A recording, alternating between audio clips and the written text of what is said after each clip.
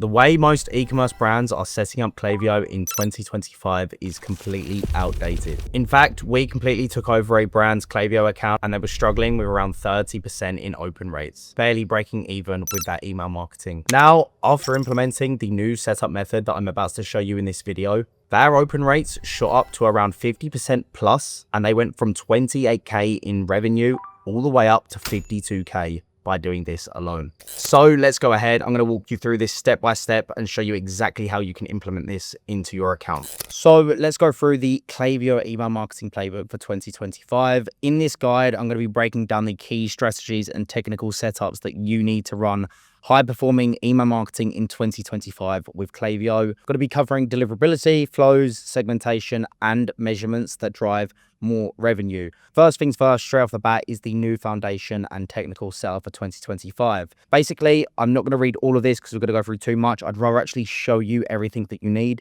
If you do want to download this entire guide, I'll put it in the description for you so you can cover it step by step. But basically, we want to go ahead and make sure we're setting up the domain authentication. Reason we're doing this is so that we verify our domains. Google then trusts you as a verified domain. You get better deliverability. That's it in the long short.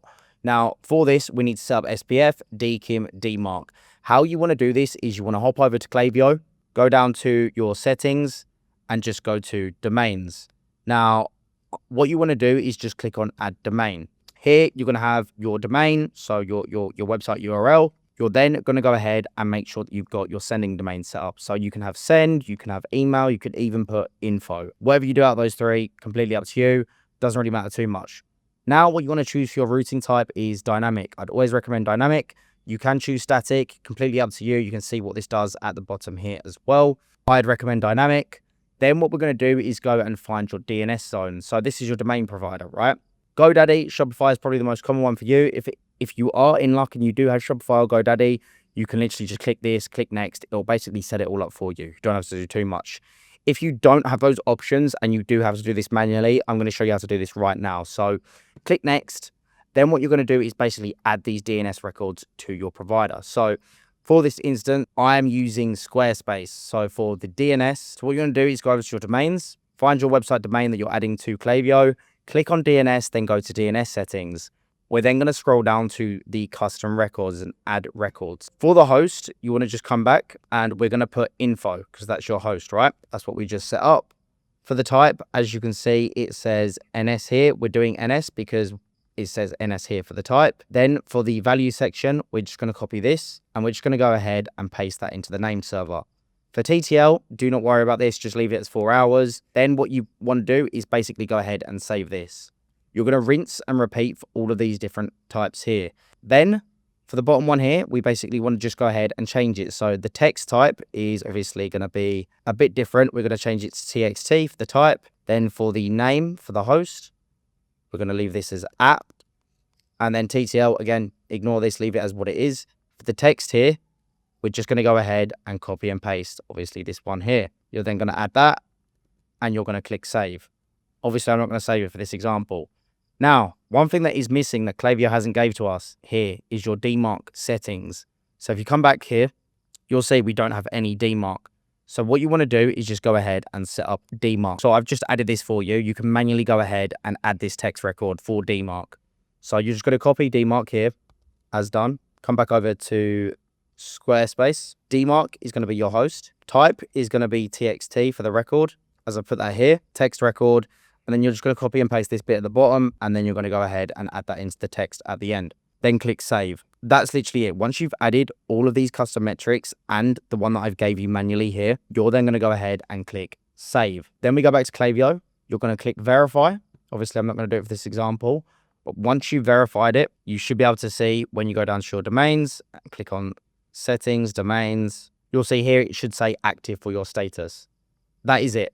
That's literally your setting up for your technical foundations. By the way, if you want to skip this learning curve and have your Klaviyo account updated to the new professional standard, just click the first link in the description to book a call with my team. We'll analyze your current setup, analyze any areas for improvements, and we can show you exactly how you can implement everything that I'm teaching you today into your account. Anyway, back to the video. The only other thing you need to be mindful of is obviously make sure that you've got your email.yourbrand, for example, or info.yourbrand for your branded subdomain. Okay, so just make sure you don't have like your personal Gmail when you set this up. You want to use your business email address. Okay, so it'll be like send@company name, send@lumitherapy.com, something like that, right? That's pretty much it. If you are stuck, there's the guide that I've gave for the authentication here from Klaviyo itself. And there's also sending requirements that I would go ahead and read as well for the technical aspect. That's literally it. Then for the flow redesign, basically what you want to do here is just make sure that we're leaning in with a micro offer for your flows. So lead with immediate value and a simple action step. Brand story is huge as well, and also just playing with social proof.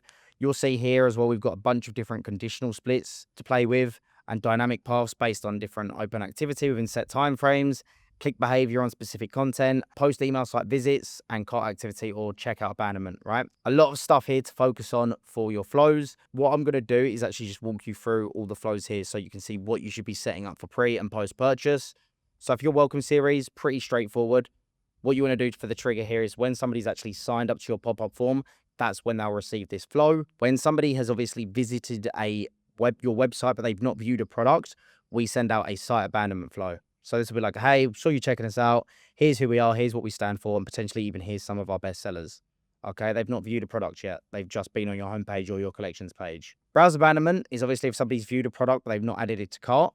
We want to send out this flow here, basically pulling in pixel data from your store using dynamic product blocks, showing them the products they're viewing on your website. Abandoned cart is if somebody's added a product to cart, but they've not reached the checkout. So they've gone to the cart page, they've then left. We then send out an abandoned cart flow. Same thing for the abandoned checkout. If they've added a product to the checkout, but they've not purchased, we then send out that flow. For the post-purchase flows, these are the 4 that you want to set up. Customer thank you, which is basically when somebody's made their first purchase with your store, basically just thanking the customer, showing genuine gratitude, and trying to cross-sell, upsell, plus obviously adding value to nurture and build that loyalty, right? Customer win back. If somebody hasn't purchased in 90 days, we basically say, hey, haven't heard from you in a while. It's been 90 days since your last purchase.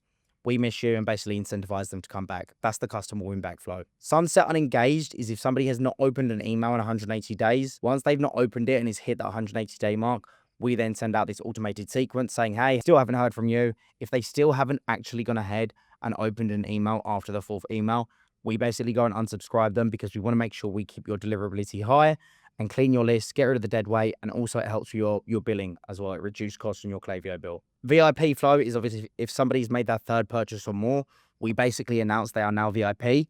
Okay, so that's going to help with giving them more VIP perks and also just getting them to build a stronger relationship with that customer. That's pretty much it for the flows. That's what I would do for the 9 flows that you should be setting up in 2025. Segmentation and measurement framework. So this is something you need to be mindful of. You don't want to just blast your entire email list. Don't want to just send out your entire newsletter. It can ruin your deliverability. Instead, what you want to do is start sending small to the 30-day engaged. This is usually your most engaged audience because they've opened your emails in the last 30 days. If you're finding you're getting good deliverability after that 30-day mark, you can start split testing the 60-day engaged, maybe give it 2 weeks, and then you can start split testing the 90-day engaged. Okay, so give it like 2 weeks before you start split testing. The goal here is to try and get to the 90-day engaged segment. Other than that, lifetime value tiers, maybe tailor your messaging by customer value. So for example, VIPs get exclusive offers and premium content. Basically ties into that flow that I showed you here earlier. If they made their 3rd purchase or more, then of course they become VIP. You could even do it based on the amount that they've actually spent with your store. If they spent like $300, they're then VIP and so forth. Okay. Collect data gradually. So asking for, I put gender here, but I would actually say like birthdays in emails instead of the sign up. This builds trust and obviously improves completion rates. So it's up to you. You can do this either in the pop-up or you can do this inside of the flows. I would definitely implore you do it inside of the flows when it comes to collecting more data because there's less friction there, right? You've already built a bit of trust. Other than that, using conditional splits and dynamic content to personalize based on profile data. So this comes back to the flows. If you've got somebody who's obviously viewed a specific product, you can then focus on high impact segments for that product that they viewed, right? Other than that, different metrics that matter. Open rate, obviously open rate should around 30 to 40% plus. Click to open rate, which reveals how compelling your content really is.